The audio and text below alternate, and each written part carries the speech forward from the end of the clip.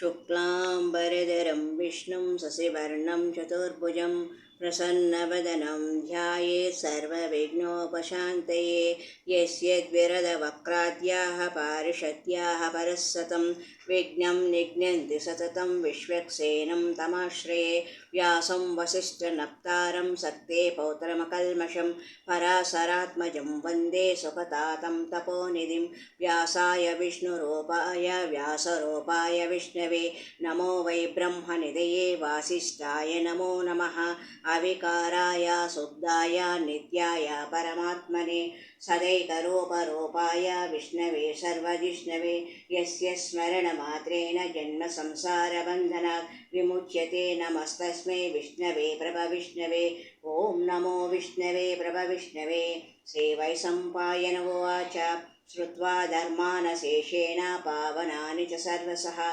युधिष्ठिरः सान्तनवं पुनरेवाभ्यभाषत। युधिष्ठिर उवाच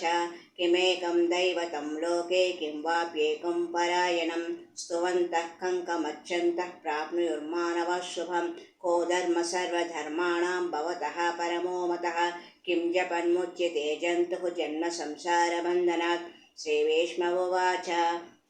जगत्प्रभुं देवदेवम् अनन्तं पुरुषोत्तमं स्तुवन्नामा सहस्रेण पुरुषः सततोत्थितः। तमेव चार्चयन् नित्यं भक्त्या पुरुषमव्ययं ध्यायं स्तुवन्नमस्यञ्च यजमानः तमेव च। अनादिनिधनं विष्णुं सर्वलोकामहेश्वरं लोकाध्यक्षं स्तुवन्नित्यं सर्वदुःखातिको भवेत्। ब्रह्मण्यं सर्वधर्मज्ञं लोकानां कीर्तिवर्धनं लोकनाथं महद्भूतं सर्वभूता भवोद्भवं। येष मे सर्वधर्माणां धर्मोऽधिकतमो मतः यद्भक्त्या पुण्डरीकाक्षं स्तवैरर्चिन्नरः सदा। परमं यो महत्तेजः परमं यो महत्तपः परमं यो महद्ब्रह्मा परमं यः परायणं पवित्राणां पवित्रं यो मङ्गलानां च मङ्गलं दैवतं देवतानां च भूतानां यो व्ययः पिता। यतः सर्वाणि भूतानि भवन्त्यादियुगागमे यस्मिन् च प्रलयं यान्ति पुनरेवायुगक्षये। तस्य लोकप्रधानस्य जगन्नाथस्य भूपते विष्णोर्नाम सहस्रं मे शृणु पापाभयापहम्।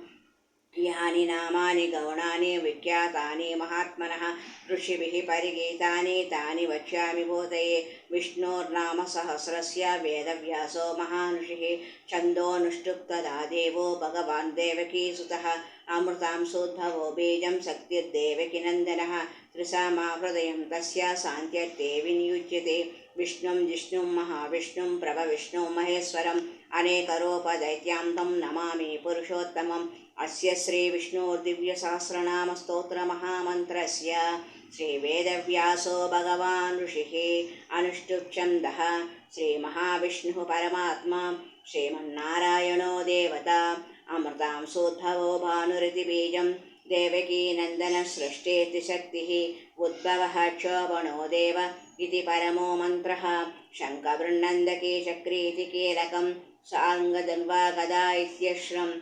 रदाङ्गपाणिरक्षोभ्य इति नेत्रं त्रिसामा सामगः सामेति कवचम् आनन्दं परब्रह्मेति योनिः ऋतुसुदर्शनकाले इति दिग्बन्धः श्रीविश्वरूप इति ध्यानं श्रीमहाविष्णुप्रीत्यर्थे श्रीमहाविष्णुसहस्रनामस्तोत्रजपे विनियोगः। ध्यानं विश्वं विष्णोर्षट्कार इति अङ्गुष्ठाभ्यां नमः। अमृतांशोद्भवो भानु इति तर्जनीभ्यां नमः। ब्रह्मण्यो ब्रह्मकृत् ब्रह्मेति मध्यमाभ्यां नमः। सुवर्णवेन्दुरक्षोभ्य इति अनामिकाभ्यां नमः। निमिषो अनिमिषस्रग्वेति कनिष्ठिकाभ्यां नमः। रदाङ्गपाणिरक्षोभ्य इति करतलकरपृष्ठाभ्यां नमः। सुव्रत सुमुख सूक्ष्म इति ज्ञानाय हृदयाय नमः। सहस्रमूर्ति विश्वात्मा इति ऐश्वर्याय शिरसे स्वाहा। सहस्राक्षी सप्तजिह्वा इति शक्त्यै शिखायै औषट्।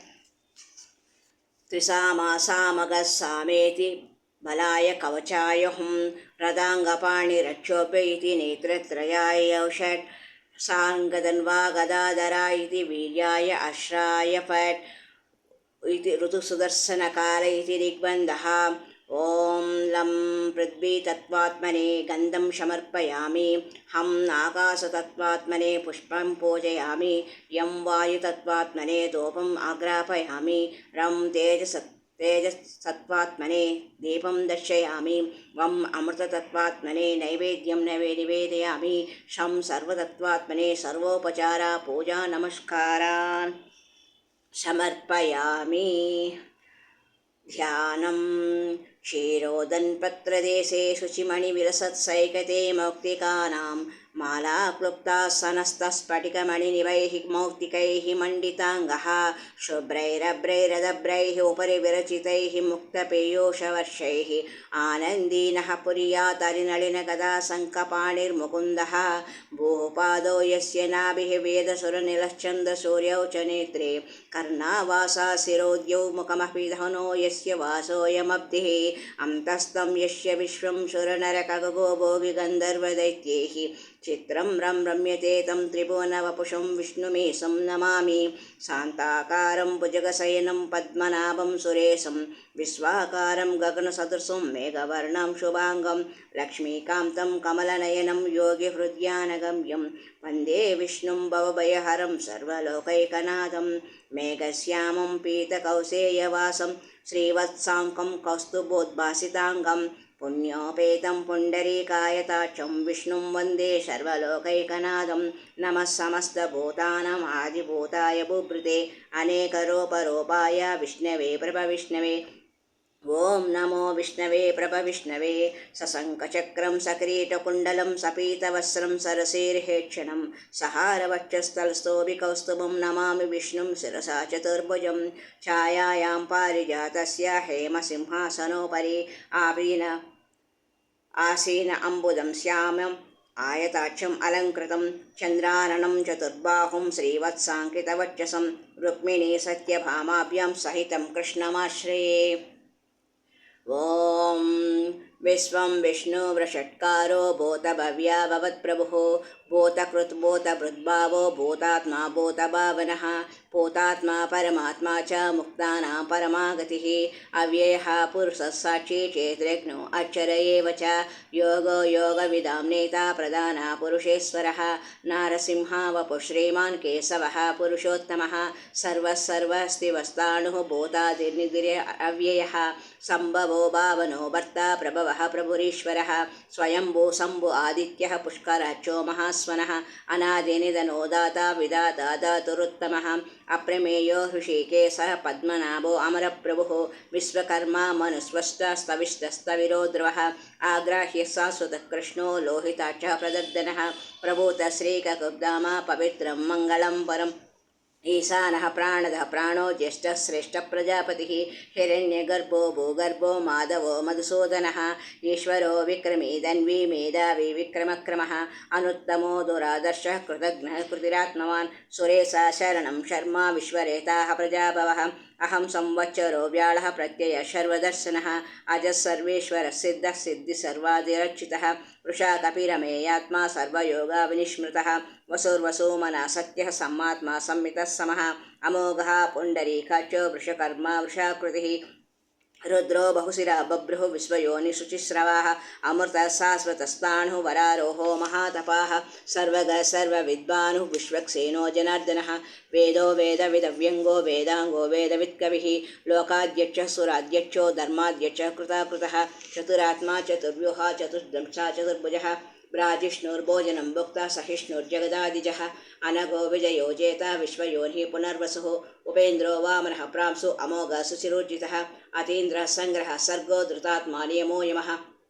वेद्यो वैद्य सदा योगी वीरः माधवो मधुः अतीन्द्रियो महामायो महोत्साहो महाबलः महाबुद्धिर्महावीर्यो महाशक्ति महाद्युतिः अनिर्देश्य वपुः श्रीमान् अमेयात्मा महाधृधृत् महेश्वासो महीभर्ता श्रीनिवासा सताङ्गतिः अनिरुद्धः सुरानन्दो गोविन्दो गोविदाम्पतिः चिर्दमनो हंसः सुपर्णो भुजगोत्तमः हिरण्यनाभः सुतपाः पद्मनाभः प्रजापतिः अमृत्युः सर्वदृक्सिंहः सन्दाता सन्धिमान् स्थिरः अजो दुर्मर्षणः विसृतात्मा सुरारिः गुरुर्गुरु तमोदामा सत्यः सत्यपराक्रमः निमिषो अनिमिषस्रग्वी वाचस्पतिरुदारदीः अग्रणीर्गामणि श्रीमान् न्यायो नेता समीरणः सहस्रमूर्धा विश्वात्मा सहस्राक्षा सहस्रपात् आवर्तनो निवृतात्मा संवृता संप्रवर्धनः अहं संवर्तको वह्निः अनिलो धरणीधरः सुप्रसादः प्रसन्नात्मा विश्वभुग्विभुः सत्कर्ता सत्कृतः साधु जह्नुर्नारायणो नरः असंख्येयो अप्रमेयात्मा विशिष्टशिष्टकृत्युतिः सिद्धार्थ सिद्धसंकल्पः सिद्धिदा सिद्धिसाधनः वृषाही वृषभो विष्णुः वृषपर्वा वृषोदरः वर्धनो वर्धमानश्च विविक्तः श्रुतिसागरः सुभुजो दुर्धरो वाग्मी महेन्द्रो वसुदो वसुः नैकरूपो बृहद्रूपः सिपिविष्टः प्रकाशनः ओजस्तेजोद्युतिधरः प्रकाशात्मा प्रतापनः वृद्धः मन्त्रश्चन्द्रांशो भास्करद्युतिः अमृतांशोद्भवो भानुः शशिबिन्दुः सुरेश्वरः औषधं जगतः सेतुः सत्यधर्मा पराक्रमः बोधभव्या भवन्नादः पवनः पावनो नलः कामः कामकृत्कान्तः कामः कामप्रदः प्रभुः युगादिकृद्युगावर्तो नैकमायो महासनः अदृश्यो व्यक्तरूपश्च सहस्राजी अनन्तचेत् इष्टो विशिष्टशिष्टेष्टः सेकण्डेनः शोभृशः क्रोधः क्रोधकृत्कर्ता विश्वबाहो महीधरः अच्युतः प्रदितः प्राणः प्राणदो वासवानुजः अपां निधिरधिष्ठानम् अप्रमत्तः प्रतिष्ठितः स्कन्दः स्कन्दधरो दुर्यो वरदो वायुवाहनः वासुदेवो बृहद्भानुः आदिदेवः पुरन्दरः अशोकस्तारणस्तारः शूरशौर्यजनेश्वरः अनुकूलः सतावर्तः पत्नी पद्मनिपेक्षणः पद्मनाभो अरविन्दाक्ष पद्मगर्भः शरीरभृत् महर्षि वृद्धो वृद्धात्मा महाचो गरुडध्वजः महर्षिर्वृत्तो वृद्धात्मा महाचो गरुडध्वजः अतुलः सरभो भीमः समयज्ञो हविर्हरिः सर्वलक्षणलक्षण्यो लक्ष्मीवान् समितिञ्जयः विक्षरो रोहितो मार्गो हेतुर्दामोदरः सः महीधरो महाभागो वेगवानामितासनः उद्भवः चोबणो देवः श्रीगर्भः परमेश्वरः करणं कारणं कर्ता विकर्ता गहनो गुहः व्यवसायो व्यवस्थानः संस्थानस्थानदो ध्रुवः परर्तिः परमस्पष्टः तुष्टः पुष्टः सुवेक्षणः रामो विरामो विरजो मार्गो नेयो नयो नयः वीरशक्तिमतां श्रेष्ठो धर्मो धर्मविदुत्तमः वैकुण्ठः पुरुषः प्राणः प्राणदः प्रणवः पृदुः हिरण्यगर्भः शत्रुघ्नो व्याप्तो वायुर्दोच्छदः ऋतुसुदर्शनः कालः परमेष्टि परिग्रहः उग्रसंवत्सरो दक्षो विश्रामो विश्वदक्षिणः विस्तारस्तावरस्ताणुः प्रमाणं बीजमव्ययम् अर्थो अनर्थो महाकोशो महाभोगो महाधनः अनिर्विण्णस्तविष्टो भूः धर्मयोपो महामकः नक्षत्रनेमि नक्षत्री क्षमः क्षमा समेहनः यज्ञो युज्यो महेज्यश्च क्रतुसत्रां सताङ्गतिः सर्वदर्शी निवृत्तात्मा सर्वज्ञो ज्ञानमुत्तमं सुव्रतः सुमुखः सूक्ष्मः सुघोषः सुखदः सुकृत् मनोहृदोचितक्रोधो वीरबाहोर्विदारणः स्वापनस्वौ सव्यापी नैकात्मा नैककर्मकृत् वत्सरो वत्सी रत्नगर्भोदनेश्वरः धर्मकृद्धर्मकृद्वती सदसक्षरमक्षरम् अविज्ञाता सहस्रांशो विधाता कृतलक्षणः गभस्तिनेमि सत्तस्तः सिंहो भूतमहेश्वरः आदिदेवो महादेवो देवेशो देववृद्गुरुः उत्तरो गोपतिर्गोप्ता ज्ञानगम्यः पुरातनः शरीरभूतवृद्गोप्ता कपीन्द्रो भूरिदक्षिणः सोमपो अमृतपः सोमः पुरुजित्पुरुषत्तमः विनयो जयसत्यसन्दो दासार्ह सात्वतां पतिः जीवो विनेता साक्षी मुकुन्दो अमितविक्रमः अम्बो निधिरनन्तात्मा महोदधिशयोऽन्तकः अजो महाकस्वाभाव्यो जितामित्रः प्रमोदनः आनन्दो नन्दनो नन्दः सत्यधर्मा त्रिविक्रमः महर्षिः कपिलाचार्यः कृतज्ञो मेदिनीपतिः त्रिपदश्रीदशाध्यक्षः महाशृङ्गः कृतान्तकृत् महावराहो गोविन्दः शुषेणा कनकाङ्गदी गुह्यो गवीरो गहनो गुप्तचक्रगदाधरः वेदास्वाङ्गोजितः कृष्णो दृढसङ्कर्षणोच्युतः वरुणो वारुणो वृक्षः पुष्कराक्षो महामनाः भगवान् भगः नन्दी वनमाली हलायुधः आदित्यो ज्योतिरादित्य सहिष्णुर्गतिसत्तमः सुधन्वा कर्णपरशुः दारुणो द्रविणप्रदः दिविस्पृक्ष्वर्वृग्यासो वाचस्पतिरयोनिजः त्रिसामा निर्वाणं भेषजं संन्यासः कुर्चमः शान्तो निष्ठा शान्तिपरायणः शुभाङ्गः शान्तिदस्रष्टा कुमुदः कुवलेशयः गोहितो गोपतिर्गोप्ता वृषभाक्षो वृषप्रियः अनिवर्ती निवृतात्मा संक्षेप्ता क्षेमकृच्छिवः श्रीवत्सवक्षा श्रीवास श्रीपति श्रीमतांबरः श्रीदश्रीश्र श्रीनिवास श्रीनिधि श्रीविभावनः श्रीधर श्रीकरश्रेयः श्रीमान् लोकत्रयाश्रयः स्वच्छसंज्ञा सतानन्दो नन्दिर्ज्योति गणेश्वरः विजितात्मा विधेयात्मा सत्कीर्तिश्चिन्न संशयः उदीर्णः सर्वतश्चक्षुः अनीशः शाश्वतस्थिरः भूषयो भूषणो भूतिः विशोकः शोकनाशनः अर्चिष्मा अर्चितः कुम्भो विशुद्धात्मा विशोधनः अनिरुद्धो अप्रतिरथः प्रद्युम्नो अमितविक्रमः कालनेमिनिः वीरः सौरिः शूरः शूरजनेश्वरः त्रिलोकात्मा त्रिलोकेशः केशवः केशिका हरिः कामदेवः कामपालः कामी कान्तकृतागमः अनिर्देश्य वपो विष्णुः वीरोऽनन्तो धनञ्जयः ब्रह्मण्यो ब्रह्मकृत् ब्रह्मा ब्रह्मा ब्रह्मविवर्धनः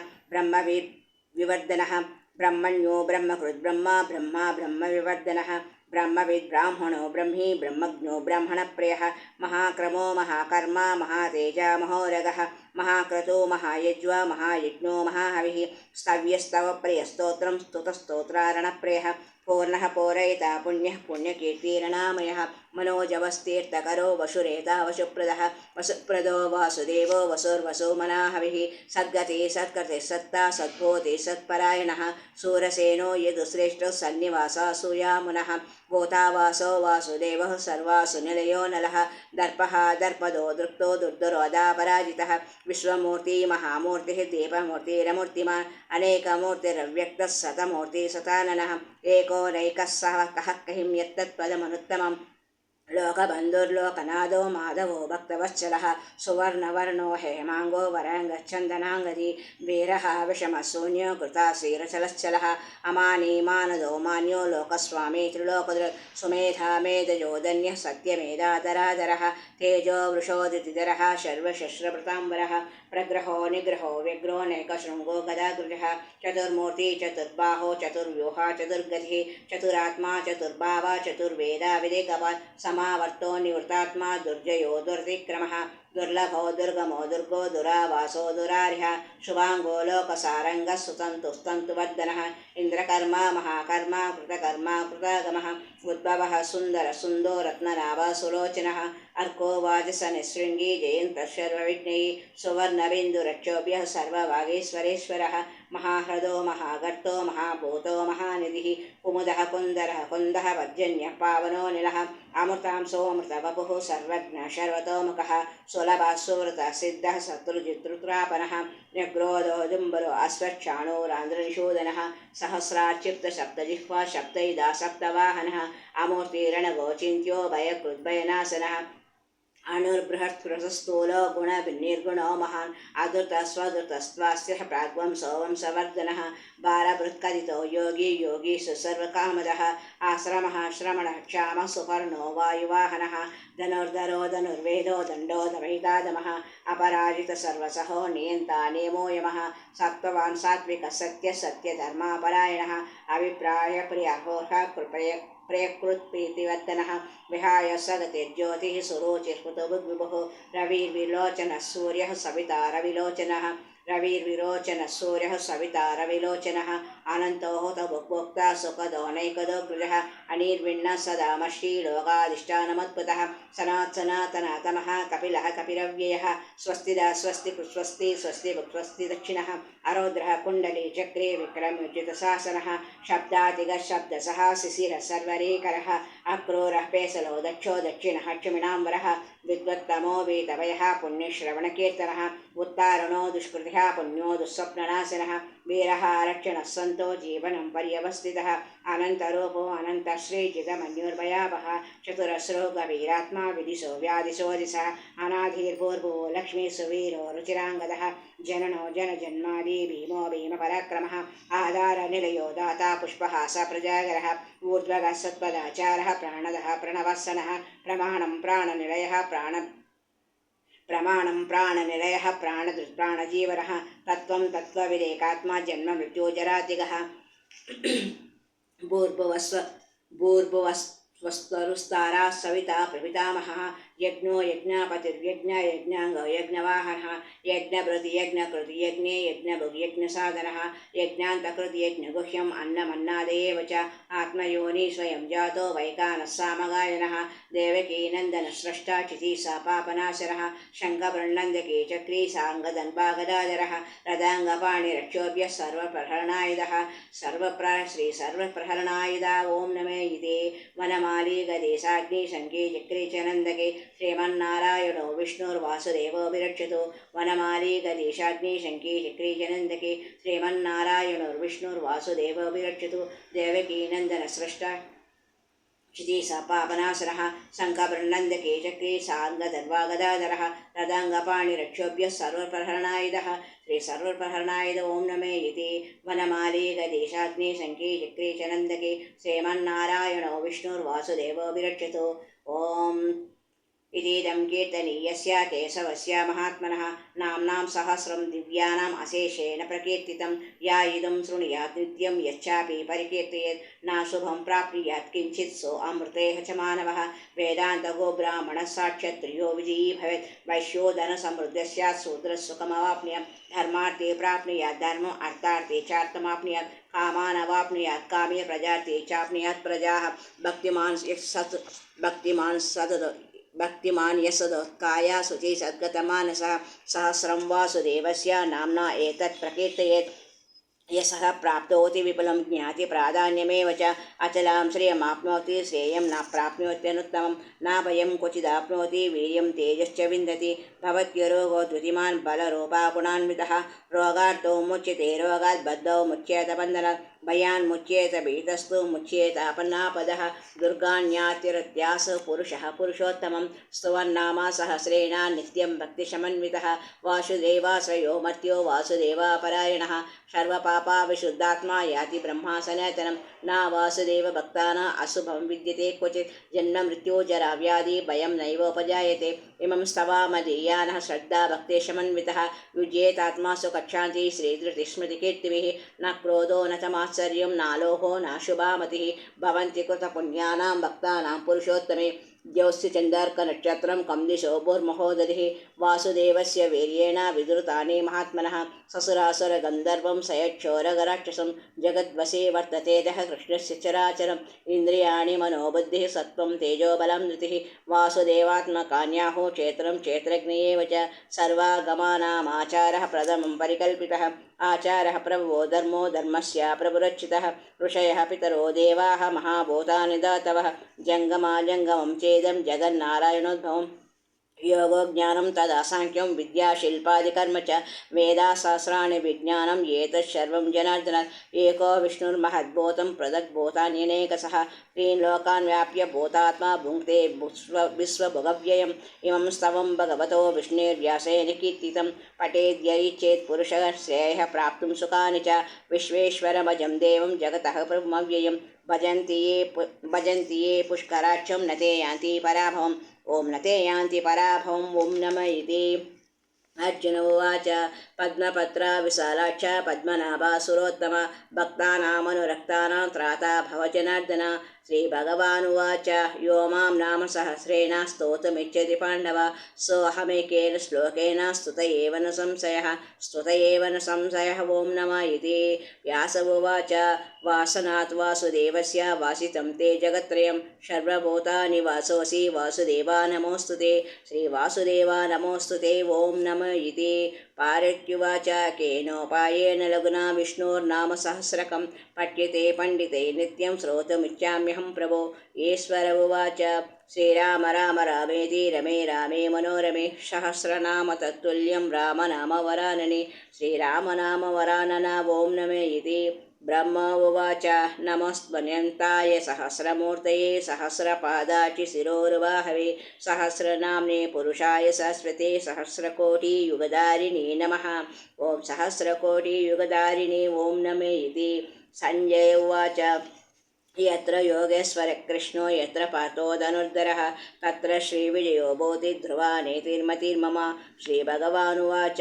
अनन्याश्चिन्तयन्तो मां ये जनाः पर्युपासते तेषां नित्याभियुक्तानां योगक्षेमं वहाम्यहं परित्राणाय साधूनां विनाशाय च दुष्कृतां धर्मसंस्थापनार्थाय सम्भवामि युगे युगे आर्ता विषण्णा शिथिलाश्च भीता घोरेषु च व्याधिषु वर्तमानाः सङ्कीर्त्य नारायणशब्दमात्रं विमुक्तदुःखा सुखिनो भवन्ति यदक्षरम् आर्ता विषण्णा शिथिलाश्च भीता घोरेषु च व्याधिषु वर्तमानाः सङ्कीर्त्य नारायणशब्दमात्रं विमुक्तदुःखा सुखिनो भवन्ति यदक्षरं पदभ्रष्टं मात्राहीनं तु यद्भवेत् तत्सर्वं क्षम्यतां देवा नारायणा नमोऽस्तु ते कायेन वाचा मनसेन्द्रियैर्वा बुद्ध्यात्मना वा प्रकृते स्वभावा करोमि यद्यत् सकलं परस्मै नारायणायेति समर्पयामि यदक्षरं पदभ्रष्टं मात्राहीनं तु यद्भवेत् तत्सर्वं क्षम्यतां देवा नारायणा नमोऽस्तु ते कायेन वाचा मनसेन्द्रियैर्वा बुद्ध्यात्मना वा प्रकृते स्वभावात् करोमि यद्यत् सकलं परस्मै नारायणायेति समर्पयामि सर्वं श्रीकृष्णार्पणमस्तु। ॐ तत्सत्।